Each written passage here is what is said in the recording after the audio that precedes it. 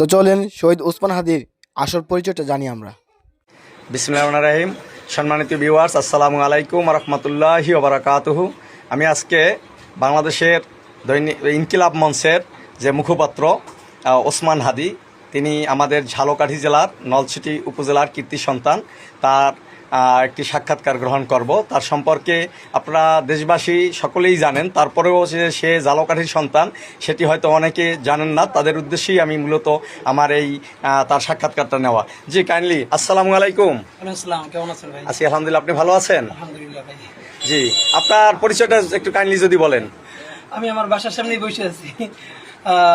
নলছিটি খাসমহলে আমার বাসা, আপনারা যারা জানেন। আর সবচেয়ে বড় পরিচয়, আমি শরীফ মাওলানা আব্দুল হাদি, যারা সবাই হাদি হুজুর বলে চিনে, আমি তার ছোট ছেলে। আর এই খাসমহলে আমাদের বাসা।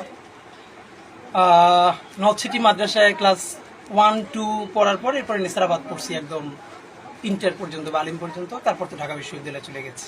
ঢাকা বিশ্ববিদ্যালয়ে পড়াশোনা শেষ করে এখন কি করছেন আপনি? আমি ঢাকার বনানীতে একটা বেসরকারি বিশ্ববিদ্যালয়ে শিক্ষকতা করি। শিক্ষকতা করেন, জি।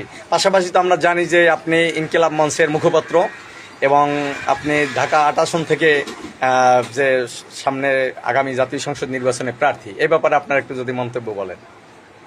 আসলে আমাদের তো উদ্দেশ্য একটা নতুন রাজনীতি নির্মাণ করতে চাই।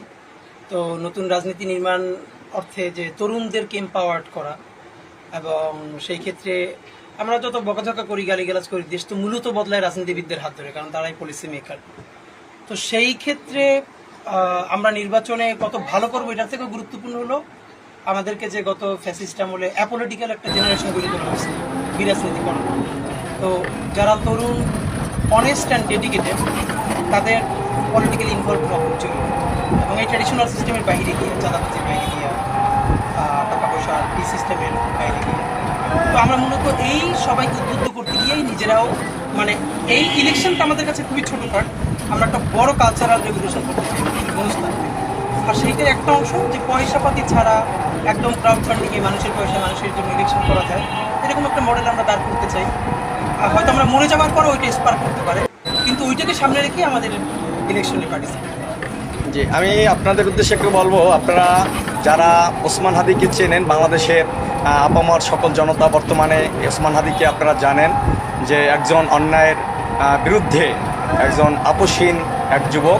সেই ওসমান হাদি, তার পিতা আমাদের ঝালকাঠি জেলার নলছিটি উপজেলার নলছিটি ইসলামিয়া ফাজিল, বর্তমানে কামিল মাদ্রাসা প্রস্তাবিত, সেই মাদ্রাসার উপাধ্যক্ষ হিসাবে অবসর হয়ে তিনি ইন্তেকাল করেছেন। তিনিও জেহাদি লোক ছিলেন।